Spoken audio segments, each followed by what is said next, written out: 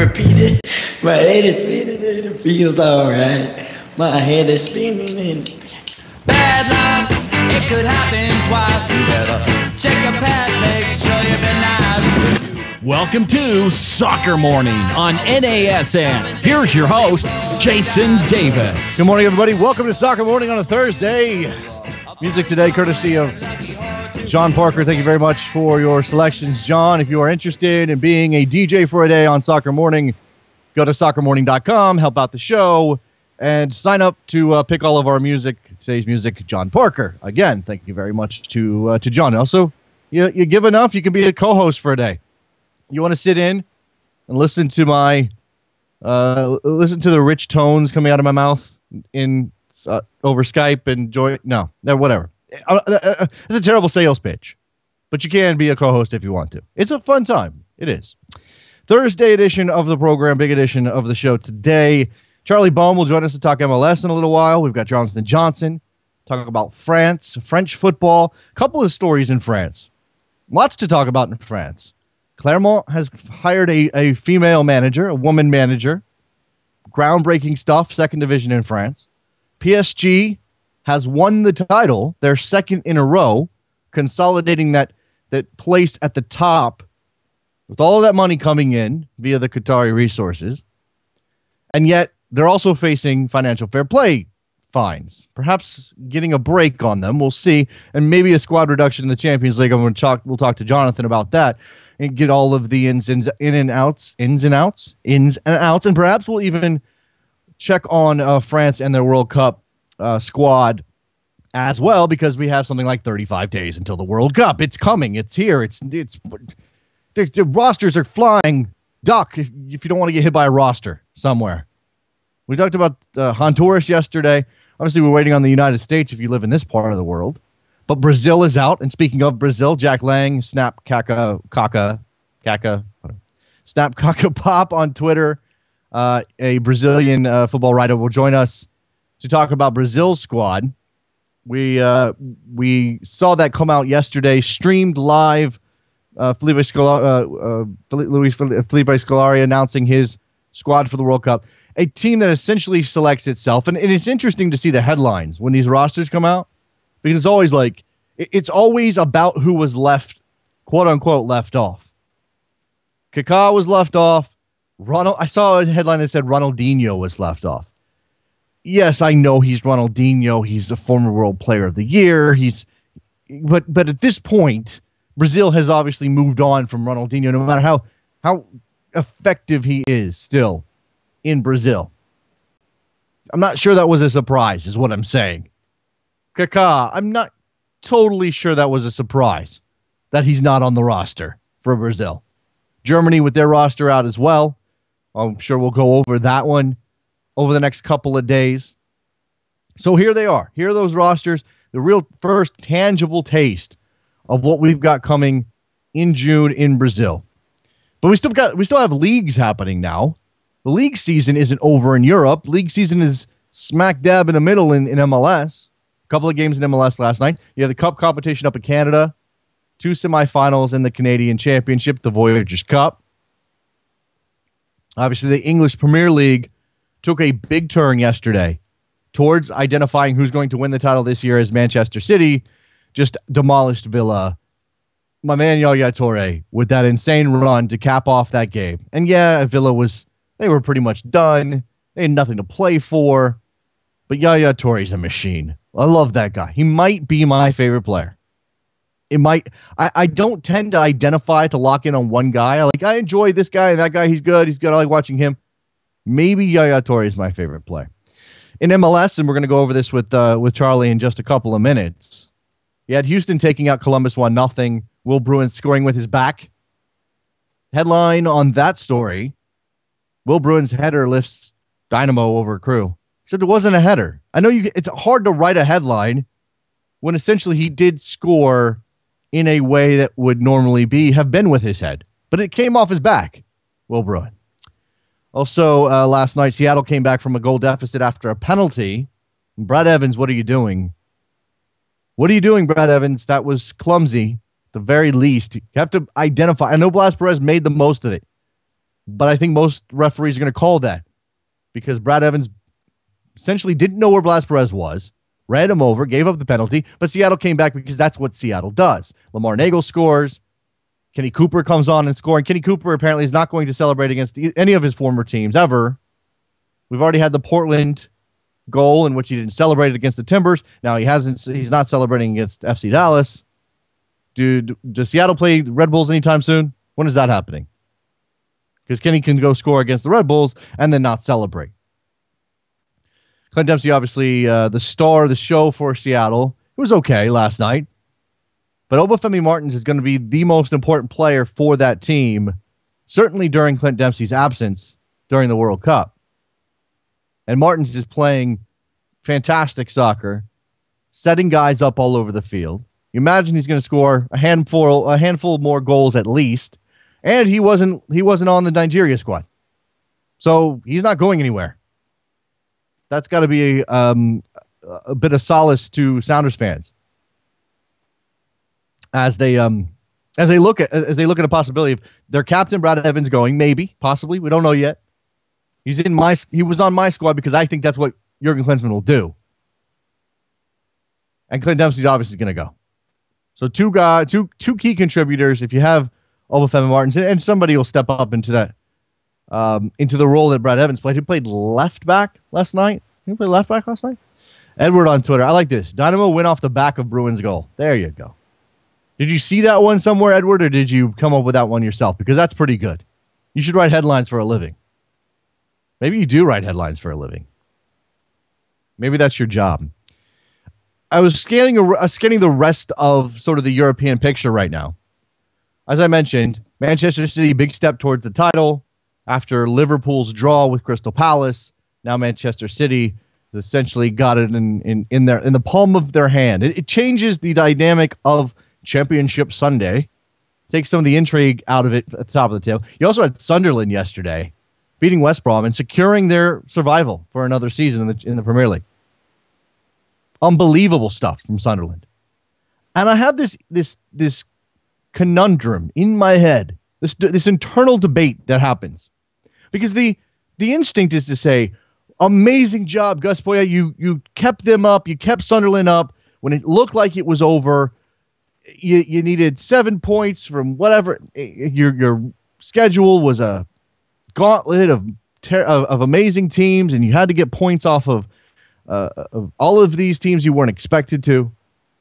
Congratulations. Great job, Gus Poyet. But at the same time, you look at the way they've been playing and you say, wait, well, why weren't you playing this way 3 months ago? And then this wouldn't be an issue. Yeah, I know the start was terrible. I know DeCanio was fired. I know Poyet has to come in and change the culture and make the team play the way he wants it to. But where's the balance between credit, lauding him, praise for Gus Poyet, and dude, you could have taken care of this a while back.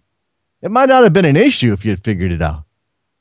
Is it just is the biggest stroke of genius in Gus Poyet's push for Sunderland to avoid relegation, recalling Connor Wickham? Does it come down to that? You recall Connor Wickham, he scored a bunch of goals, and now you're up again. Now you're staying up. That's it. And you saw the post-match interview with Poyet yesterday. And he essentially said, it's a miracle. It's a miracle. That doesn't sound like a man who had a plan and executed his plan, and everything went the way he wanted it to, and it happened. It seems like a guy who threw a bunch of stuff up against the wall, and some of it stuck. Enough of it stuck. Fascinating times. Sunderland staying up. Amazing. Yeah, Josie Outdoor probably needs to leave. Let's take a break. When we come back, we will grab Charlie Bone from MLSsoccer.com and Soccer Wire, U.S. soccer players as well. We'll talk about those MLS results. We'll talk about Obafemi Martins and Clint Dempsey and Will Bruin's back and all of it. Soccer Morning, North American Soccer Network, NASN.TV, soccermorning.com. Stay there.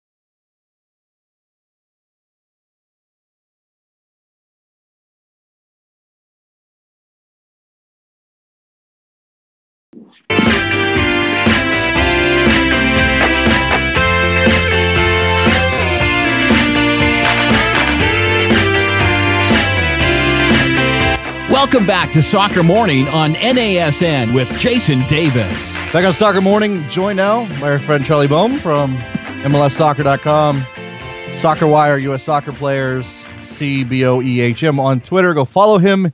You will enjoy it. Charlie, how are you, sir? Doing great, Jason. Yeah, I would. I hope so. After I'm in my mobile studio today. Yeah, I see that. I'm enjoying the backdrop there of your vehicle. We had a round of midweek action last night in MLS. We also had a couple of Canadian Championship games. It was busy. The Mexican playoffs are also happening. It was kind of a crazy Wednesday. When you look at what happened in MLS, you had three games. The Dynamo taking out the Crew 1-0. Seattle 2-1 over what am I blanking here? Over Dallas, excuse me. And San Jose and Colorado played to a scoreless draw. Let me start. I'll start with Houston. 1-0 over Columbus. And I didn't get a chance to watch the entire game, Charlie, but what struck me is that Columbus is dangerous and yet lacking something. Is that fair to say? Absolutely. This is going to be, and especially if they keep struggling to score, we're going to be talking a lot about their lack of a spearhead. You know, I mean, they clearly have an intriguing system, a fluid sort of passing and movement concept that Greg Berhalter has instituted, but they don't really have a showcase striker, if that makes sense. You know, I mean, guys like Higuain and the wide play they have, they seem to be able to create chances with relative regularity, but who's going to be there at the end finishing them? And that's going to be a question for them to answer. And you know, they may have to go out into the transfer market or make some acquisitions to answer it. Justin Merrim hit the post while I was watching that game. They have Jairo Arrieta, who is maybe not that front-running player that you want. They obviously have Federico Higuain creating chances, and as you said, the free-flowing system that Berhalter has put in. But this is also a club that has been fairly budget-minded. They have a new owner. And they didn't add anybody in the offseason up top that maybe could push them, and perhaps that was perhaps the changeover in coach and style was a factor in that decision not to go after anybody. But does Precourt need to do something in the summer window to sort of show that there is some new aspirations with the Columbus Crew? Yeah, I think, well, you know, it's understandable to some extent because there's a couple bodies that could conceivably do it. I mean, Arrieta's an international caliber player, a not insubstantial investment by MLS standards, but he doesn't seem to be the guy at the moment, at least. And, you know, we're a quarter of the way through the season at this point, so it's not too early to sort of make some more substantial judgments about these. And I think if they do want to stay in that upper echelon in the East, I mean, you know, they'll probably be in the playoff picture either way. But then again, you know, with injuries, you never know. I mean, for example, Dominic Oduro, I mean, he's a useful piece. He's an interesting player. He has a lot of talent, but I don't think he's that guy. He's not the marksman who you can count on to finish or at least test the keeper with regularity. He's a different kind of player. So, you know, this is kind of what happens in MLS where you know, Berhalter came in a relatively short period. He's worked well with what he's got, and that process will continue. Now maybe he's going to be able to, you know, or will be given the freedom to go out and find a signature sort of signing to do that. But then again, you know, that's the biggest commodity in world soccer, so so it may not be easy for them to do, and I'm not sure how much money they can or want to spend.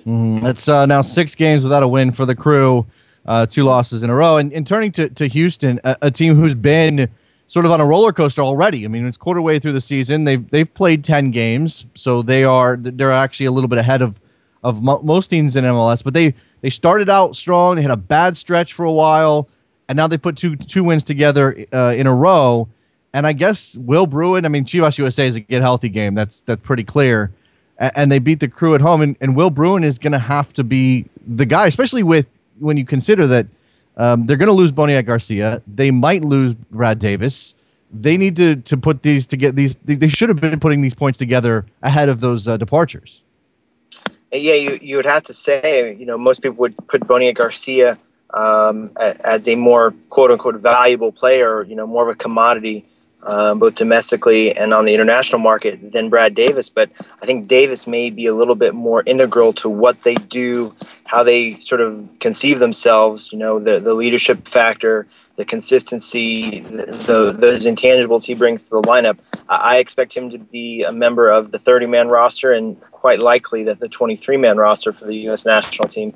So they face a real challenge ahead. And we also have to remember, too, the Texas summer is coming. In a sense, it's already set in based on the weather they got last weekend.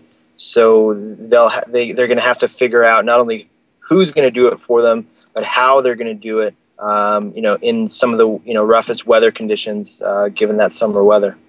What do you make of Bruin? Because he runs hot, he runs cold. He doesn't seem to quite know how to harness his ability. But when he puts it together, he's pretty good. I'm impressed by the kid. Yeah, and he has a lot of, I would say there's a lot of intelligent people among my colleagues who are very, very high on him, who think that he can still go on to become an epic, historically effective MLS finisher and scorer. And so, certainly the tools are there for him. It's been that consistency, not only getting into the right positions, but, finishing his chances, doing it week in, week out, not being quite so streaky. So I think he certainly still has the potential to be arguably maybe even a Taylor Twellman level player, although his productivity hasn't matched that sort of comparison thus far. But he's got so many of the tools that you want, both within MLS and within Houston's system. So the next 3-4 months are big for him in terms of maybe starting to show that he's coming around into that sort of steady professional. Let's turn now to Seattle beating FC Dallas at CenturyLink 2-1. They go down a goal early. I had no problem with the penalty call. I don't know what you made of that Charlie. Obviously, Dallas without Mauro Diaz and being physical, which seems to be the way to go with Seattle. But you got to give credit to Seattle for hanging in, obviously bombarding FC Dallas with attack, and eventually Obafemi Martins creates something, and Kenny Cooper's there. Yeah, well, so it proves the corollary about we talked about before, players scoring against their old teams. It seems like, at least once a week there's somebody around this league doing it. It's a fascinating concept to me, and if I remember correctly, Kenny didn't celebrate against his not only his old team but his hometown team, which is a classy little touch. The thing about those Seattle matches, I saw a lot of jokes and sort of social media banter about the fouls. Mm-hmm. When you go to that venue with that noise, that slick turf, the way Seattle play, I think you have to do something to disrupt Seattle's rhythm and take the tempo of the match into your own hands somehow. So, we can certainly, it's easy to criticize teams when their foul count ticks upward. But that's a natural byproduct, I think, of the way those games tend to go with all the energy in that place at CenturyLink Field. And it's also a necessity for a team like FC Dallas. They set up a little differently. That was maybe a slightly more negative formation than we'll see throughout the year from Oscar Pereira. But they almost got it done. It's just, there's only so much pressure that you can weather. There's only so deep that you can sit for so long against that Seattle team with all those weapons and all that home field advantage. Jair Benitez falling asleep with Kenny Cooper. I just don't know how you lose Kenny Cooper as a mark. There's no bigger guy on the field.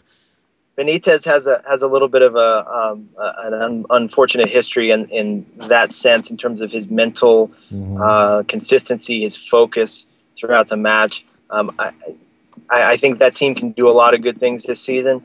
To me, he is a weak link. Despite when you look at him on paper, Benitez is a very talented player, athletically gifted, but he seems to produce a handful of those kind of real boner type mistakes every season. Yeah, there was a moment where DeAndre Yedlin and Jair Benitez were going at it, just face to face, very manager umpire argument type. And Jair was saying some things that I was lip reading his Spanish, and it wasn't very nice. But he's obviously a player with a bit of a history and a reputation. And it leads me into, you said the team can do something. Again, Moro Diaz out for 6 to 10 weeks, I think is the prognosis I saw. That's a mighty, mighty blow for a team that was so dependent on him to create chances in the run of play. I know they still have Michel and they still have the set piece danger, but if they can't do anything but set piece goals, they're going to be in trouble. Yeah, it's a great weapon that they have, but that's not all that Pareja's system revolves around. We've seen both this year with them and in his with his Colorado teams. They can really play. They can put the ball down. They can move around. They can move forward. Sort of with verticality is a phrase that he uses. Sort of getting the ball into dangerous spots quickly.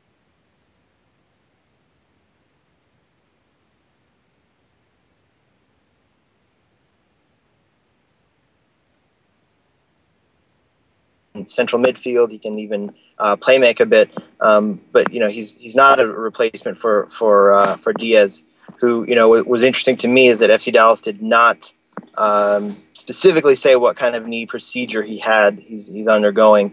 So 6 to 10 weeks is a relief considering he'd been reported to be out for the year. But that's a special player, conceivably one of the best players in MLS this season. They've got to figure out who else is going to step into that. I think they had Andrew Jacobson in the hole in that 4-2-3-1 system, and he's certainly not that guy. No.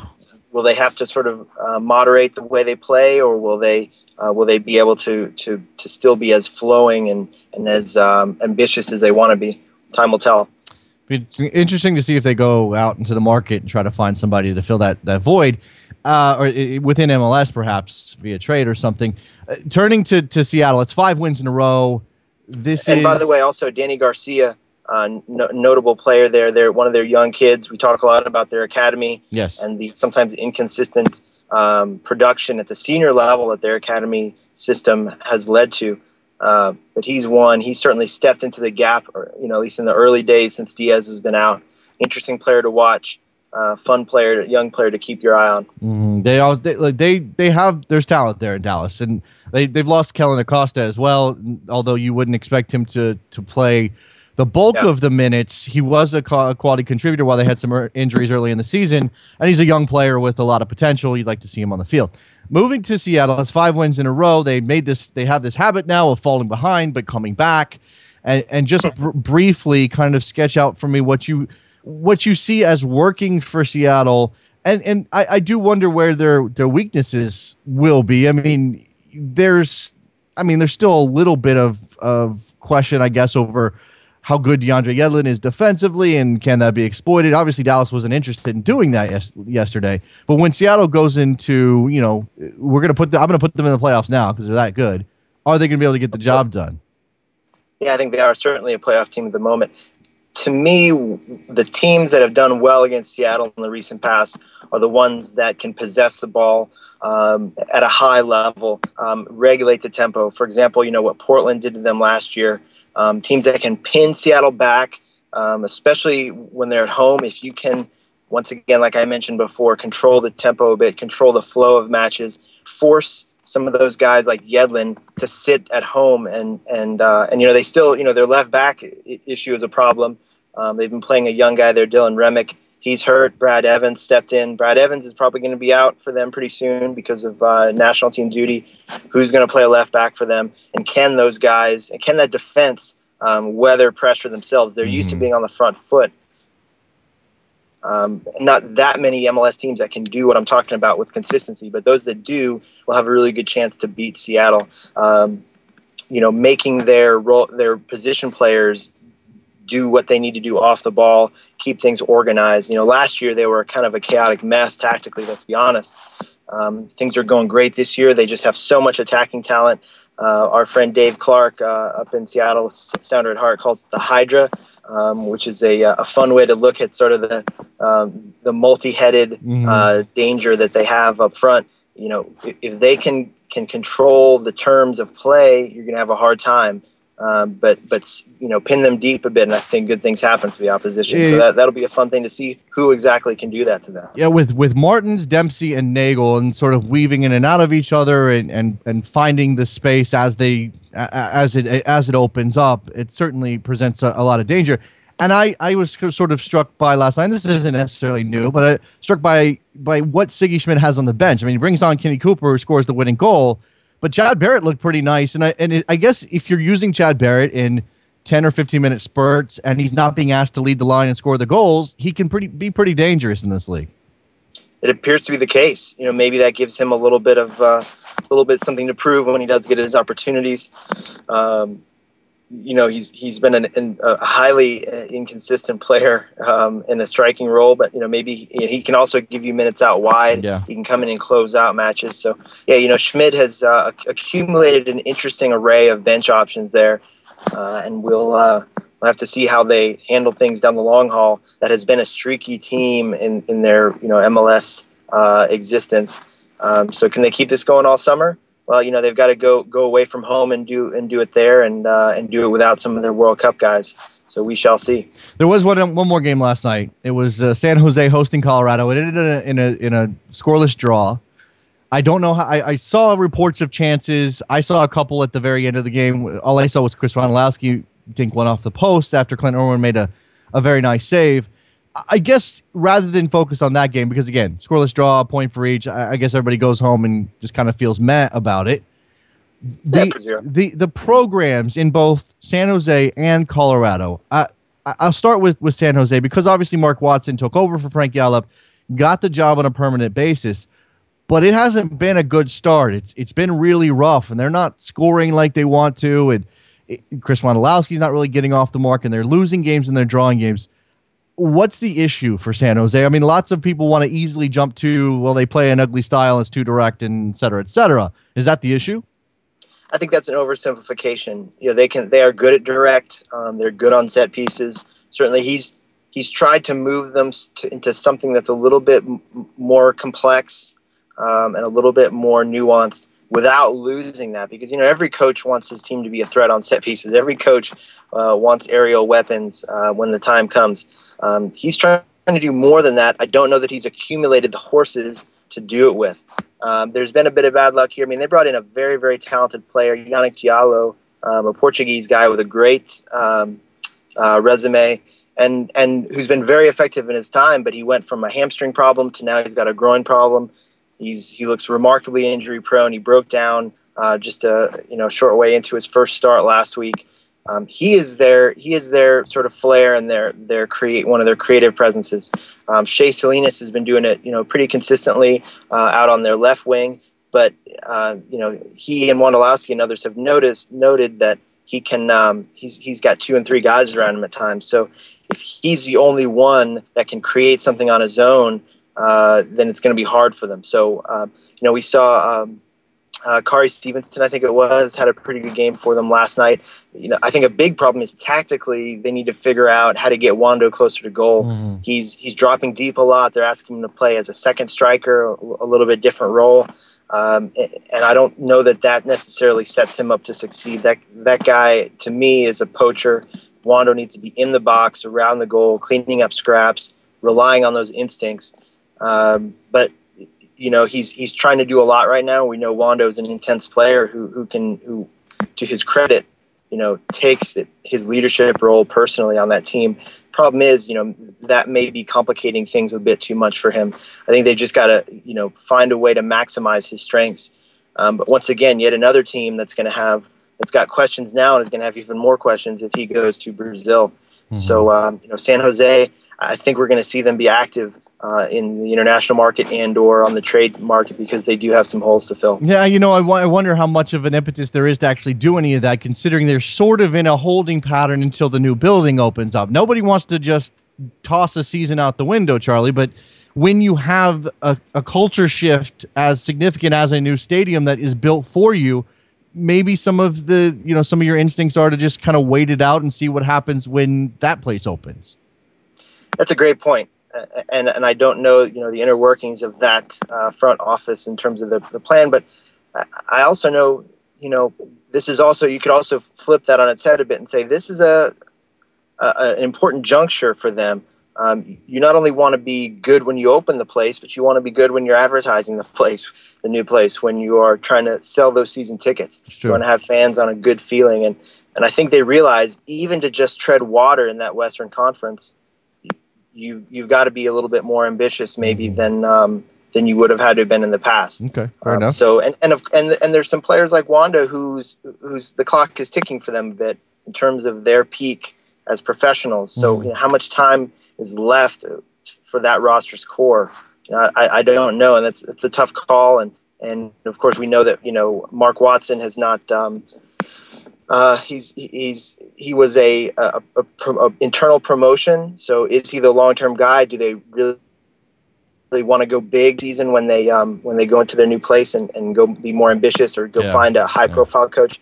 I don't know, but based on that culture, I think they'd want to at least keep things relatively stable. And if you take that mindset, then you think it's a little early for them to be sort of cashing in their chips this year. That's true. Turning to Colorado, obviously the Pablo Mastroeni is leading this team. They 4 wins in 9 is pretty good considering the tumultuous offseason that they had, not knowing whether Pablo was going to be a permanent guy or not. And they they seem to be, I don't think they're on the same level as they were last year, at least at the end of last year or towards the best part of their season, but there's certainly still pieces in place there. We're seeing Dylan Cerna make some contributions. What do you make of the Rapids? Yeah, I like the Rapids. I think they're one of the more intriguing teams, and they still suffer from maybe getting overlooked because of the past and the sort of people's old ideas about that franchise. I personally am sort of suspicious of this uniquely tribal MLS thing about young coaches and letting coaches learn on the job in head coaching positions. That said, Mastrani clearly knows the game. He knows the league. I think you're just always introducing a little bit too much chance into your system to have guys like that figure things out, figure out the daily strains of the position and the job. But they have some interesting players. I mean, Dylan Powers, I think, remains a highly underrated player. He's somebody who changes the character of that team, makes them a much more cultured team when he comes on. And it's strange to say that about a second-year pro who's come up through a truly American upbringing in college and youth soccer. But he has an eye for a pass and sort of sets the tempo for them in midfield in a way and has been drawn comparisons to some of the great playmakers of MLS past. So I think he's an interesting player. They're definitely going to miss Vicente Sanchez, the Uruguayan playmaker. Those two guys are two of the sort of thinkers on that complement and set up the runners that they have on that team. So that they're going to suffer when those guys are out. And Sanchez, once again, is one of those guys that a lot of MLS fans aren't aware of. But go watch him when you can because he's worth the price of admission. He's out with a knee injury right now. But and then of course we have Edson Buttle up top, who's shown signs that this year maybe he's having one of his good years. He's on the century mark in terms of career goals. And it's an interesting story to watch with him as well. So, taking the Rapids when you can. They didn't find the goal last night, but I think we'll see and hear more from them down the stretch. I think they've got some things to say in this Western Conference race. I had a Rapids fan hit me up on Twitter and say that they're done with Gabby Torres already. Is Gabby Torres working out for the Rapids? Is he worth the money? I guess he's a DP. I think he's their first ever DP. That obviously plays into to how much expectations are put on him, and is he living up to them? I guess not. He's not scoring goals. Yeah, right now he's off a bit. He is, he was signed in large part on the strength of his reputation with Panama, and so he doesn't have that World Cup cycle to sort of create a bit of drive and a certain kind of rhythm, that international rhythm where you have opportunities to get sharp and to stay sharp on a both club and international level. So he certainly has been pretty anonymous this year, but given what we saw from him last year and in past, I think he's still a high quality player, and it's a little too early, in my opinion, to to write him off, although I certainly understand Colorado fans' frustration. So we'll see if he's one of those guys that can maybe round into form a bit as the year goes on. That is an international level player who's not going to miss out time with the World Cup. So maybe the World Cup will open up a little bit of an opportunity for him to seize the spotlight. We'll see. Charlie Bone from MLSsoccer.com, SoccerWire.com, and USSoccerPlayers.com, calling us, talking to us from his car. We appreciate the effort very much. Thanks a lot, Charlie. Appreciate it, man. I'm here for you, Jason. I know you are, buddy. All right, let's take a break. When we come back, we're going to turn to France and talk to Jonathan Johnson. They've got a woman coaching in the second division. They've got PSG on FFP violations. They've got a World Cup coming up for the national team. We'll talk about all of it. Soccer Morning, North American Soccer Network, NASN.TV, SoccerMorning.com.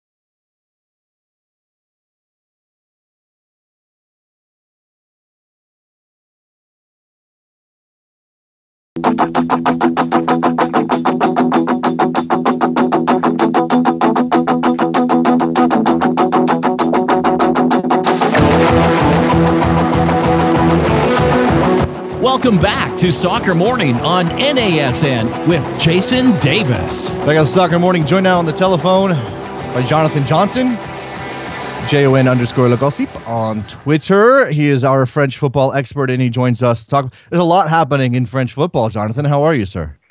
I'm very well, thanks. And yourself? I am well as well. I mean, I'm not sure. We were talking about what we were going to cover in this segment, and I'm sort of at a loss as to where the headline is. I know from a social angle and sort of a groundbreaking moment, the appointment of Helena Costa at Clermont is a big deal, but PSG has won a title. The financial fair play punishment is coming down or not. I'm not sure where that stands. Laurent Blanc just signed an extension with PSG. Obviously, we've got a World Cup coming up for France. For you, where is the headline? Well, I think it's difficult to see past PSG winning the title as the real headline. But as you mentioned, Helena Costa as well is a massive angle. But PSG, I think, it was such an anti-climax, really, the way that they won the title. I mean, the fact that they'd won Ligue 1 for a second consecutive time without even having to kick a ball last night. Guingamp's draw with Monaco meant that as soon as PSG stepped on the pitch against Rennes, they already knew that they were champions. Took the lead after 3 minutes, but they managed to throw the game away, and it's sort of becoming a bit of a regular story, this, for PSG. They've kind of run out of gas over the last couple of months, certainly since they went out of the Champions League to Chelsea, and it was a poor performance. And PSG kind of went from a carnival atmosphere at the beginning of the game where the fans were celebrating, singing their names, and it was a real sort of party atmosphere, to being booed off the pitch at halftime because they'd gone 1-0 up and then they were 2-1 down. They ended up losing the game 2-1. It was a bit of a funny atmosphere at Parc des Princes yesterday. It's interesting. I'm looking at the stories today. They're sort of talking about PSG wrapping up the title. And again, as you said, they're second in a row after a 19-year stretch without one. And obviously all of this new investment is a major player. And they are now sort of codifying their position as the big club in France again. But I look at the stories, and they all take the negative turn on it, Jonathan. It's PSG wins the second league title in a row, but they can't get it done in Europe. Yeah, it is. I mean, unfortunately for PSG, it's a lose-lose situation, because if they were to dominate Ligue 1 completely, people would be complaining that there was a real lack of competition in France. And then if PSG start dropping points and playing poorly, people will complain because they're not as dominant as they should be, and people feel that they will never become a real European power. So yes, I think there is definitely this feeling that PSG have sort of settled for second best, but I also think that's kind of a myth. I mean, people have to give Laurent Blanc credit for what he's achieved. He's deservedly signed a 1-year extension to his contract today. He's now going to be with the club until 2016. The big reason behind that is the fact that when Blanc first signed this contract at PSG, it was only really expected that he would stay for the first season. So that deal was heavily weighted towards the first year of his stay in Paris, and the second was devoid of any real bonuses. So there was no real incentive for him to perform as well in the position. But PSG are delighted with what he's done. I mean, PSG have broken so many records this season already, and they're in line to do another one. They can pick up 2 points between now and their last 2 games of the season. Then they will finish with the all-time Ligue 1 record points haul, which will be a massive achievement. But also, a lot of people don't realise that PSG have won a League and domestic cup double for the first time in their history. They've won a domestic cup double before, but they've never won the actual league title with either the Coupe de la Ligue or the Coupe de France. So that's another big achievement. But I definitely think that everybody sort of looks at this and thinks that it pales in comparison to what a bit of European success would have done for PSG. But I think people are getting ahead of themselves a bit. Yes, I mean, arguably PSG could and maybe should have gotten to the semi-finals of the Champions League, could have gotten past Chelsea. But at the same time, Laurent Blanc hasn't taken a step back in charge of PSG, finishing in the Champions League quarterfinals for a second consecutive season, but bettering Carlo Ancelotti's record in the league and in one of the domestic cups has been a huge achievement. Now you look at the situation with Manchester City in England, and not that these are exactly the same situation, but Manchester City struggling to get themselves over the hump in Europe as well, despite the fact they're in line to win their second title in 3 years in England. I turn now, and those two clubs are connected for another reason, Jonathan. They are both under investigation for financial fair play violations. Seen a little bit of a change in the story between whether or not there's going to be significant fines or roster size penalties for Europe. Where are things standing with PSG at the moment? Well, I think everyone's waiting really until tomorrow. I think it's generally expected that the official announcement is going to be made then, and we will finally know what the exact punishment for both Manchester City and PSG is going to be. But as I understand it, certainly from the English media, it sounds as if PSG may well get away with just paying a smaller fine than Manchester City, and by smaller, we're talking 24 million euros, so about 20 million pounds. As opposed to the 50 million pounds or 60 million euros that Manchester City would be whacked with. Initially, it was expected that both would be punished in the same way, both with fines, both with, as you said, squad size restrictions for the Champions League, wage, like salary caps as well, and a couple of other punishments as well. I think the other major one for PSG certainly was the fact that they were only allowed to buy one player for a fee of up to 60 million euros. But now, with the news that's sort of been coming out of the UK earlier today, it remains unclear now whether or not those punishments will still stand. So at the moment, we're in a situation where we could actually be seeing PSG coming away with just a 24 million euro one-off fine, But Manchester City, as it's understood, will face the whole plethora of punishments. So it does seem a little unfair on Manchester City, considering, as you said, the similarities between the two clubs. But I also think one of the big issues with this financial fair play investigation into PSG is that it's very difficult for UEFA to turn away the sponsorship deal that PSG have in place with the Qatar Tourism Authority, that luxurious deal that gives them 200 million euros worth of sponsorship money each season. It's very difficult to say to them that it's overvalued when it's such a unique sponsorship deal. Now, also in France right now, and again, I mentioned Helena Costa at Clermont, and I certainly want to spend some time there. Maybe you could talk about that club and why they are the club to go ahead and do something as groundbreaking as hire a female manager. There's a couple other management stories in France, the possibility of Zidane at Bordeaux and Marcelo Bielsa returning to management at Marseille. Let's start with Helena Costa, because again, this is sort of one of those moments that, while it's about whether or not she's qualified, and she certainly seems to be. She has a UEFA Pro license. She's got significant experience coaching both men and women. It's also because of her gender that it is a story. Yeah, it's absolutely huge. It's as you said, it's a groundbreaking story. It was a major surprise, I think, to everybody. Régis Blouin, who is the current coach at Clermont, announced that he was not going to be signing a new contract. But then as soon as that had happened, Clermont had obviously already sounded out Helena Costa and announced her almost immediately as his replacement. And I think it came out of the blue, and it took so many people by surprise. But it is a very encouraging step now, and I think people are going to be so curious to see how Clermont do. I mean, as you probably know from doing your research, they're not a particularly good side in Ligue 2. They're stuck in 14th position at the moment. Have been struggling at that wrong end of the table for the whole season. So she's really going to have a challenge on her hands next season. France, as has been well documented, particularly with the issue between Laurent Blanc and the Swedish journalist earlier in the year, it's still a country that has some sexist overtones that sort of come out of the woodwork every now and then.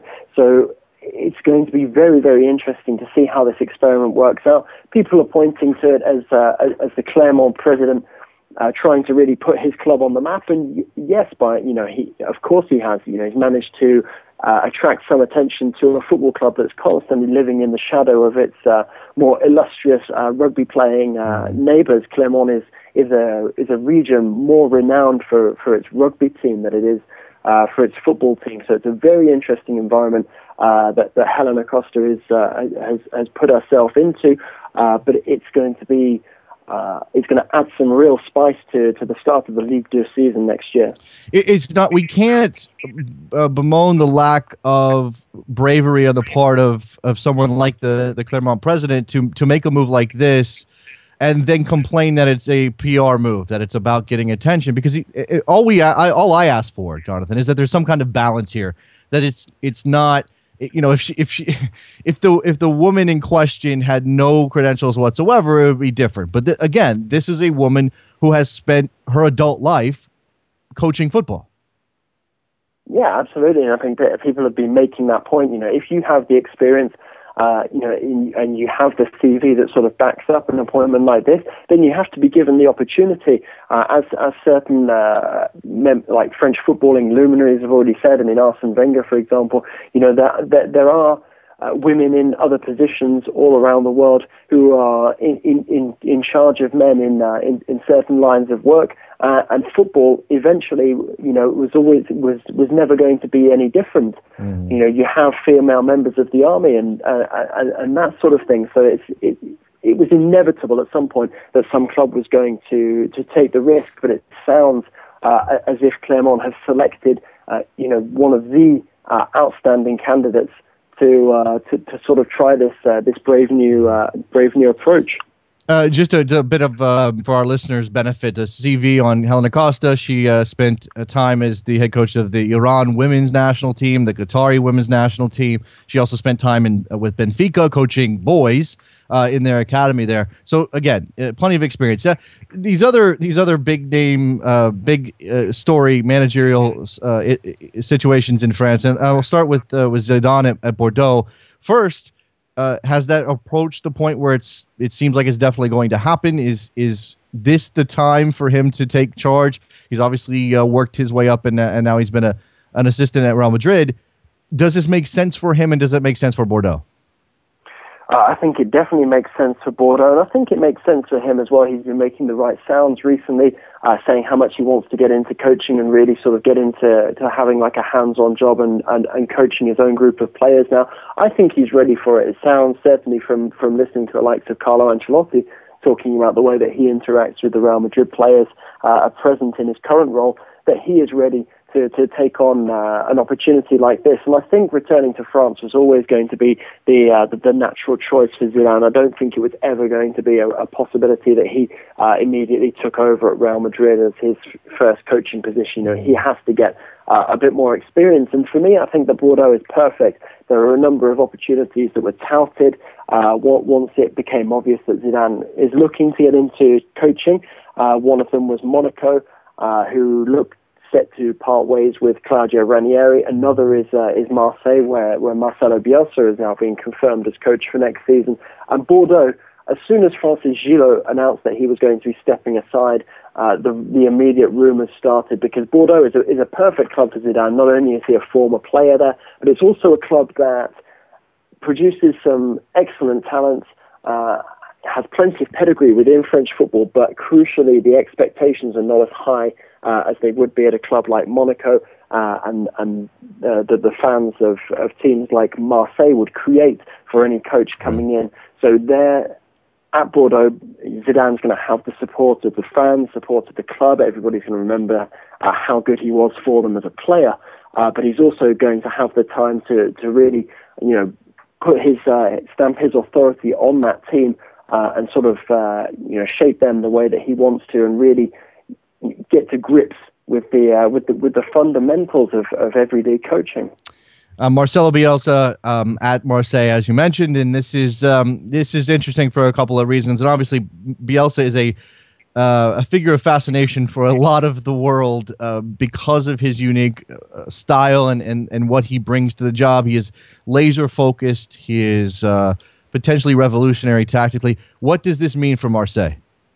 Well, it's massive. It's absolutely huge. I mean, Marseille have made an announcement today that Jose Anigo, who has been one of the key characters at the club over the last couple of years, is now going to be moving on. He's taking up a scouting / ambassadorial role in North Africa. But that basically means that Bielsa has come in and essentially ousted the most powerful man at the club, which shows just how desperate Marseille were to really turn around this rotten run of form that they've been enduring over the last couple of seasons. Marseille are arguably, if not France's biggest club, then one of the two biggest alongside PSG now. Certainly in terms of supporters, I'd say that Marseille is still more widely supported than PSG, but they've fallen on hard times. There's not as much money in the club as there was before, certainly not as much money as there is compared to PSG, but things on the pitch as well haven't been going that well. Didier Deschamps endured a torrid season before he left and took over the French national team, and although they recovered slightly and finished second last year under Elie Bouk, this season has been an absolute write-off. And I think that the Marseille hierarchy finally realised that they need somebody who would come in and demand to start from scratch, and they found that in Marcelo Bielsa. And I think that regardless of whether or not he succeeds at the Stade Velodrome, I think Bielsa is going to give Marseille what they need. He's going to shake them up. He's going to reinvigorate the club. And it's going to be extremely interesting to see how that pans out next season. Marseille are a fantastic club with a really passionate fan base. They are arguably going to match Bielsa's fiery temper at times if the team aren't playing that well. So it's going to be very, very interesting to see how Bielsa copes with the pressure of a job like that. As I mentioned earlier, too much pressure, in my opinion, for somebody like Zidane to just come in and coach Marseille, even though it is his hometown club. But I think someone like Bielsa with that much experience will be able to make a success of himself there. Ligue 1 is even more fascinating next season with PSG, and 2 titles in a row. They'll be going for a third. They'll obviously be trying to make up ground in Europe. Monaco, as you said, Ranieri is leaving, and what does that mean for their project in Marseille, Bordeaux, and maybe even a little lower league French action now with a woman coach at Clermont. Thank you very much for your time, Jonathan Johnson. Follow him on Twitter, JON_LeGossip. Thank you for your time, Jonathan. Appreciate it. Great, thanks a lot. Right, cheers. Let's take a break. When we come back, we will grab Jack Lang, talk a little Brazil. Brazil's roster is out. Any surprises? What does that team bring to the table as they try to win a World Cup in their home nation? Soccer Morning, North American Soccer Network, NASN.TV. Stay right there. We'll be right back.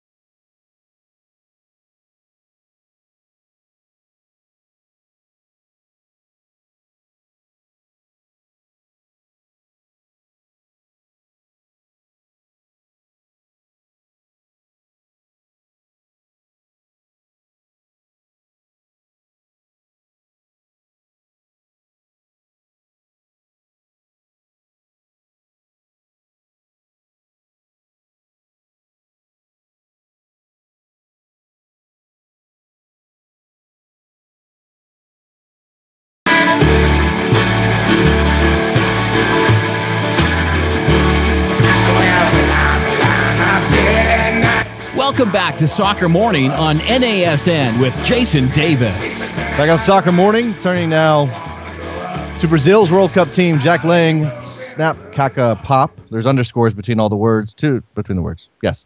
On Twitter, he writes on Brazilian football all over the place. Any place that has decent football coverage, Jack, you write for them, correct? I'll do my best, yeah. Well, I appreciate your time, and let's talk about this roster named for Brazil's World Cup team. I guess that the story is that there really isn't a story, and I've seen a couple of headlines. I mentioned this earlier. It seems forced to say Kaká is left out when there was not that much of a chance he was going to be included anyway. Yeah, that's right. I think it's a case of headline writers looking for something obvious to cling on to, because there really are no major surprises in this squad announcement. People like Kaká, Ronaldinho, Robinho as well. These are guys that have been phased out really over the last 2 to 3 years, and there really wasn't that much of a chance of any of them getting into this 23-man squad. What we see instead is Scolari has kind of kept faith with the bulk of the side that did so well at the Confederations Cup, and he's just changed some of the fringe players really. There are 7 changes from last summer's Confederations Cup, many of them fairly insignificant. So guys like Jadson and Gian, who didn't really play last summer, they've dropped out. I guess the biggest surprises as such, if there are any, one of them is Henrique, who is a centre-back from Napoli, can play full-back as well if needed. He got the nod over guys like Miranda of Atletico Madrid. And a couple of people were a little bit surprised to see Hernandez keep his place. He's a player I like very much, very talented, but he hasn't quite performed for Brazil in the way he has done at club level. But overall, yeah, I think it's a squad that doesn't really surprise anyone. It's a solid squad with good strength and depth. And I think it's a squad that should do well come June. Certainly, lots of pressure to win the World Cup in Brazil to make up for 1950. All of those storylines that we're going to be inundated with between now and when Brazil kicks off their campaign. And I think it takes a really jaundiced eye to find a lot of anything wrong with this team. But there is always the discussion of what is Brazil at this point in history, and they're not quite the exciting. Samba King style team that we've seen in the past, but they are stout, they are physical, they can play strong defensive football, and then that bodes well for going and winning a title. Yeah, I think that's right. Obviously, a lot of people still associate Brazil with this kind of flowing, very intuitive football, and that's understandable because that's how they became famous in the 50s, 60s, 70s. Really what we saw after 1982, which was really the last great kind of, very Brazil team, if you like, aside with a lot of talent, a lot of flair and a certain freedom. They, of course, failed at that World Cup, and since then we've seen kind of a physical approach coming through. Nowhere, we saw that most in '94 in the USA when it was quite a functional side, but they got the job done. I think the current side, it's not the best Brazil squad in history. I think you really struggle to argue that. But in my opinion, it's slightly more attacking, slightly more room for a little bit more improvisation than, for example, the 2010 squad under Dunga, which was a very kind of reactive side, a lot of defending, a lot of counter-attacking. So perhaps what we're seeing, this remains to be seen over the next decade or so. We might just be seeing a kind of a rebirth of Brazil as a more attacking, exciting country. But certainly the days of forwards all over the place and 6 or 7 goals a match that might have been the case during Pele's time, I think those days are certainly over. No, certainly the distance between the quality differences between countries has shrunk a lot since Pele's time. The world has gotten smaller, and that means a lot more defensive football. When we look at this team, though, and again, to be really critical to find a lot wrong with it, and you said this potentially be a more attacking team, certainly than 2010, where are the weaknesses? If there is one, where do you look and say, well, that's not quite where you want to be? For me, there are two. Firstly, would be in goal. Julio César, who... he's a very talented goalkeeper, great reflexes. For me and for a few prominent commentators in Brazil, he's a little bit too emotional almost to be a top-level goalkeeper. You really want between the sticks someone who's cool under pressure, kind of impassable, whereas Julio César is someone who does make the odd rash decision. He, we saw in the Confederations Cup performed very well. He cried during the national anthem on one occasion, which showed he was, he's certainly passionate for the cause, and he's loved.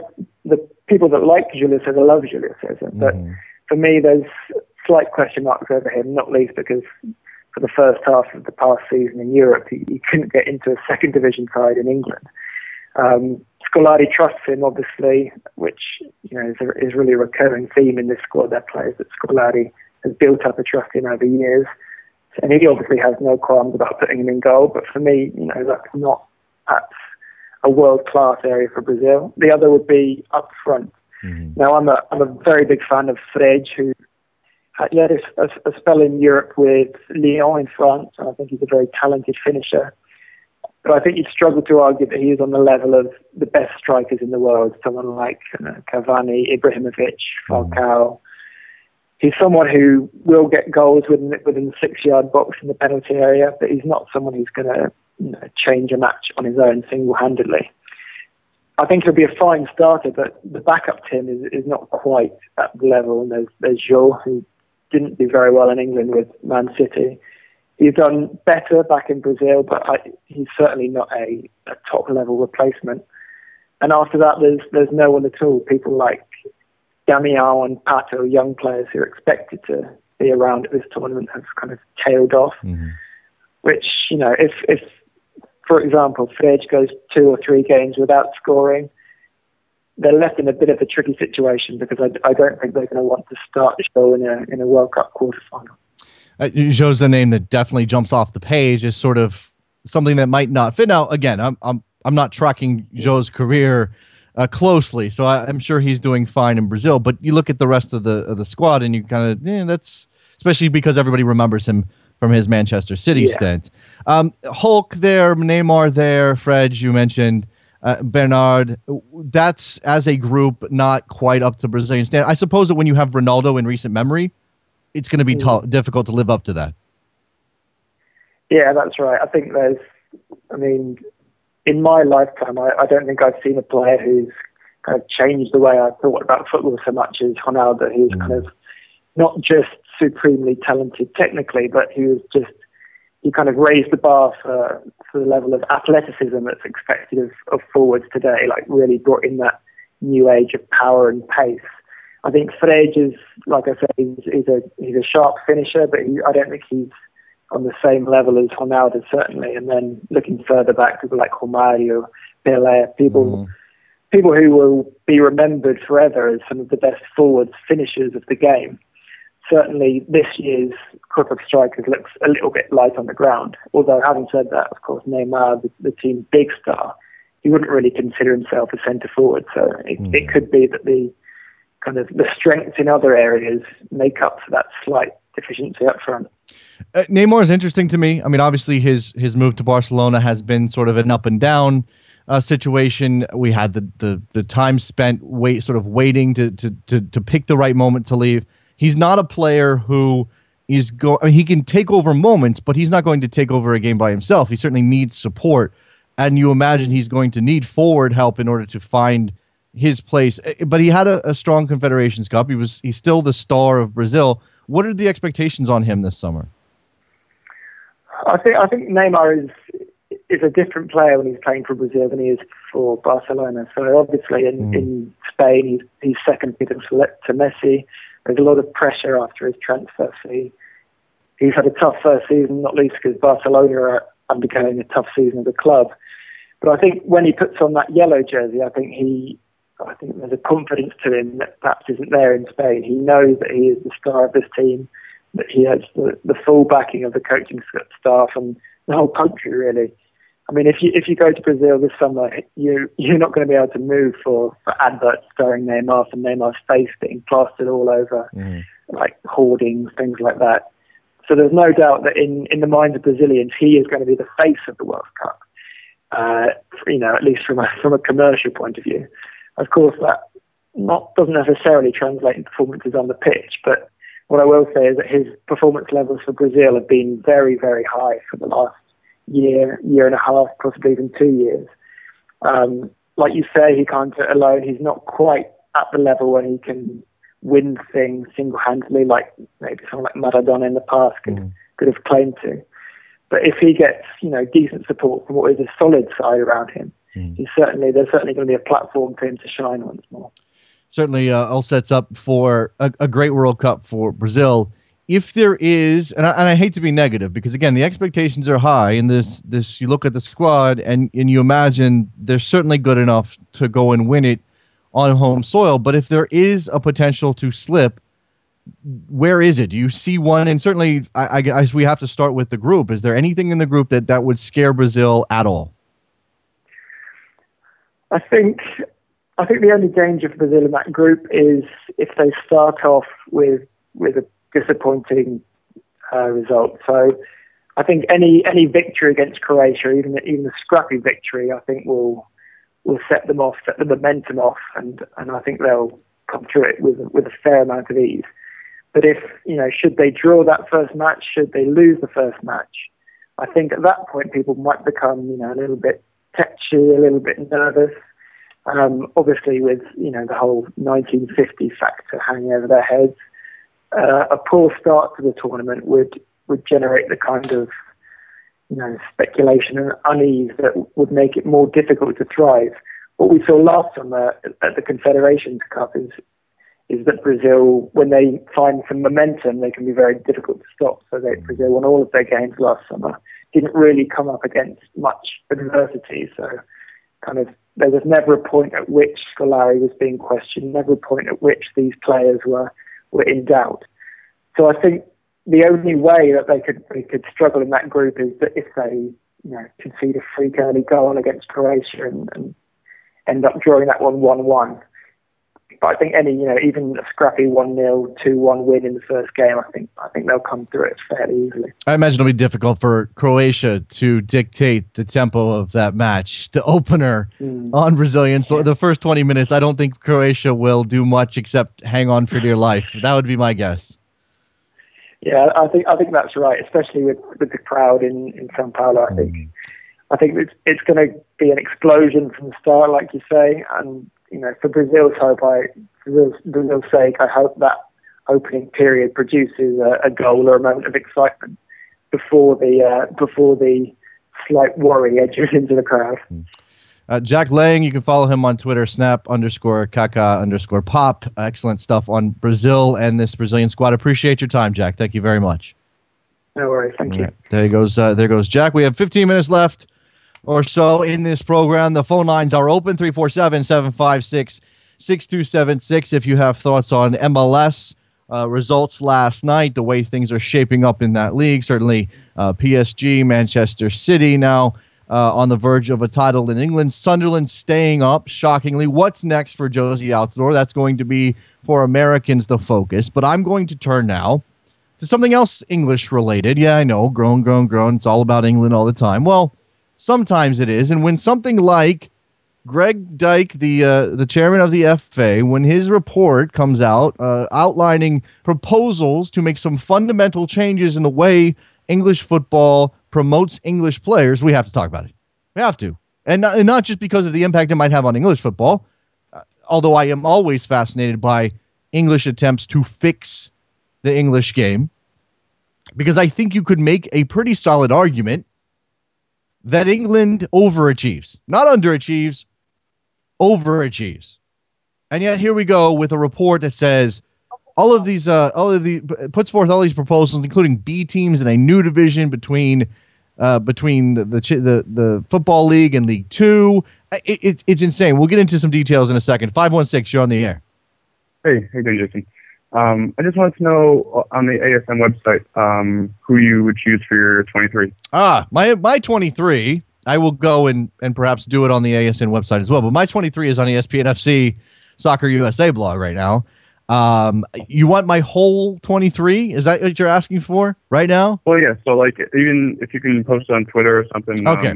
Just like a screenshot of what you chose for your 23. Okay, I wouldn't expect to list them all right now. Here's the situation. You want my team as I would take it, or do you want me guessing what Jurgen Klinsmann will do?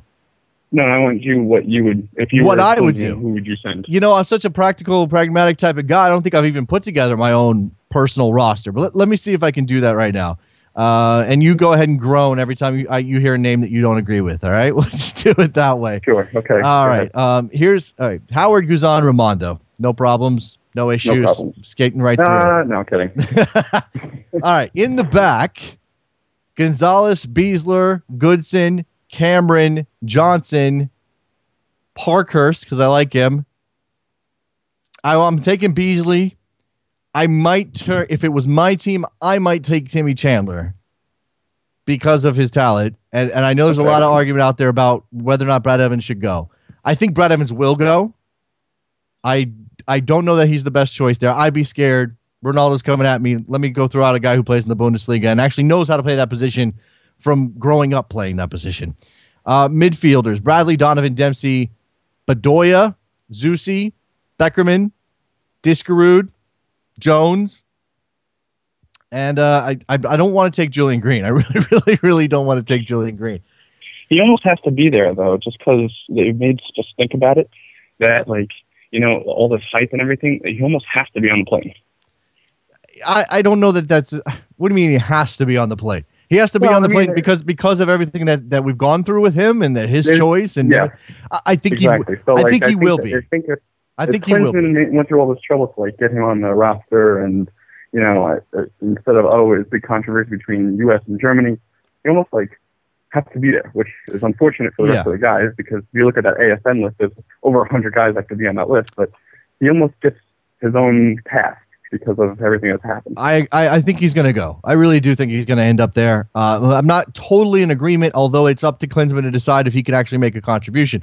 I know that occasionally, and we go through World Cups where certain guys never see the field. I know that. And Brian Ching, blah, blah, blah. I know that that's a sort of a way to excuse his presence. Well, he might never play, and he's there for the experience. I don't think you waste a spot on anybody that can't actually contribute. Even if they might not, you take them because they could. If Klinsmann honestly believes that Julian Green can make a difference in any one of these 3 games in the group stage or potentially in a knockout round, then I'm less worried about him going. But if it's only because he made this choice and he's up-and-coming talent and he may end up playing at Bayern Munich one day, I don't know. That just doesn't seem enough for me. Just doesn't seem enough for me. I think that, you know, there's some other options there. I mean, people want to put forward, certainly Houston people will tell you Brad Davis should go because his dangerous left foot. I think he can make a difference. Breck Shea has completely dropped off. I'm not going to even consider him at this point. You have guys like Joe Corona, who's not that type of wide player that you might put in that position. I don't know. It's a difficult call. I might take Davis because of his set piece ability, but he's not a guy that you trust for more than 10 or 15 minutes. For forwards, Altidore Johansson, and that last spot is a little difficult, but I got Wondolowski, and I think I'd take him if it was my team as well.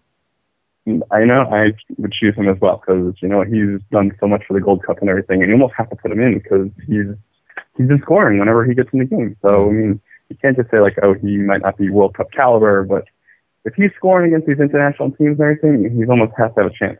Yep.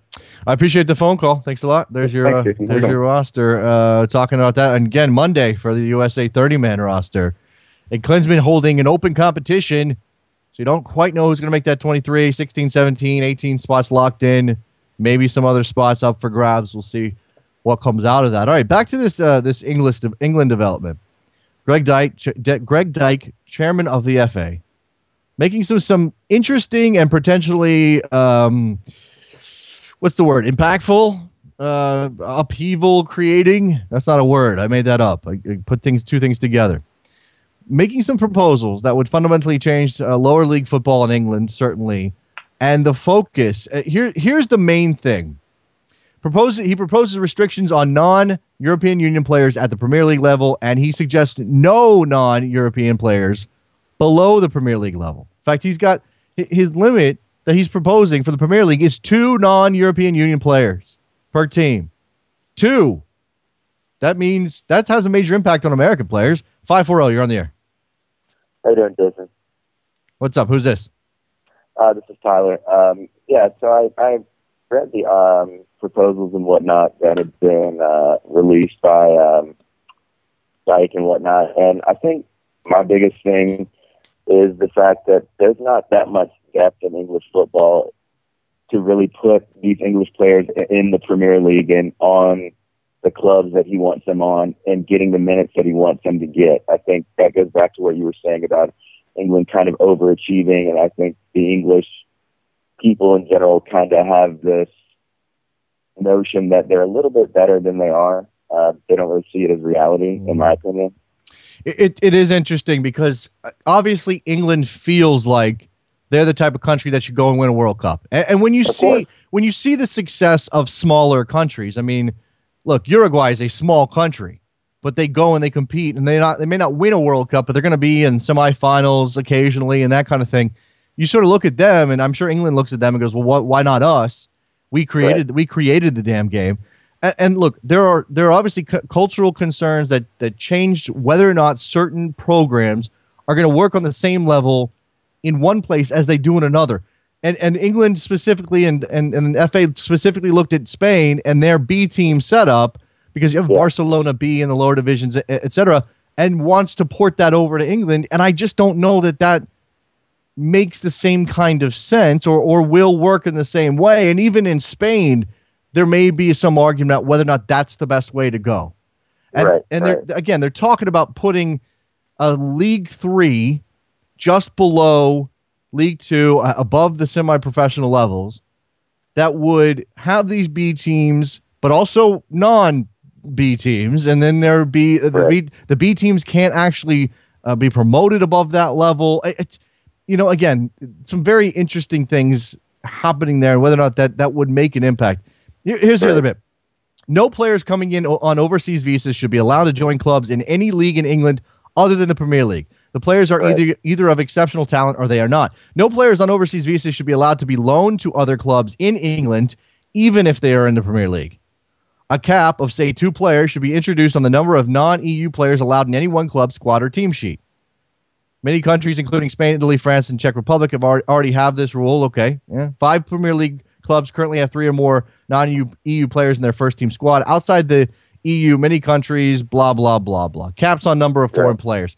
And one other thing I saw, and I haven't read the whole 82-page report, but one other thing I saw was a suggestion of a very high salary minimum for foreign players, which would obviously discourage clubs from going outside. This is what happens in Holland, and that's why it's so difficult for guys like Altidore and to stick around and Juan Agudelo getting a place on a team in Holland is a big deal because they have to pay him a lot of money to be there. Exactly. Yeah, it's again, it feels like they're moving the deck chairs around on the Titanic, except it's not really going down; it's just sailing along. I don't know if it makes any difference. Is my point. Yeah, I mean that's kind of how I feel. I think the English Premier League, given how much foreign talent is in that league, I don't know if you can really just go ahead and try to divorce yourself from one of the things that's made that league the most popular. I mean, their investment in not only, I guess, European talent, but I mean just globally, is what has made that one of the most popular leagues. And how would really the situation change is my question. If you couldn't loan players out to the championship. I mean, literally, that's one of the best leagues in terms of getting someone acclimatized, whether it's you've got a young English player that you need to kind of blood into that, get them ready for that level, and so you can bring them back to the Premier League, or you've got maybe a guy that needs to really adjust, so you send him down to the championship, which is arguably more physical than the English Premier League. I mean, I don't watch many championship games, but that's one of the things that I hear.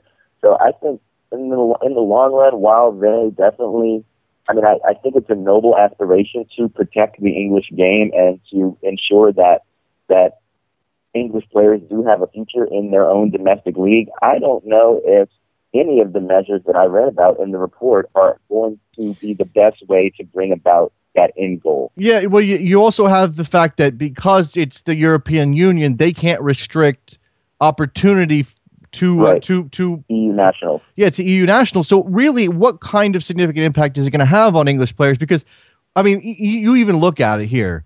I mentioned Americans because Americans are obviously non-EU.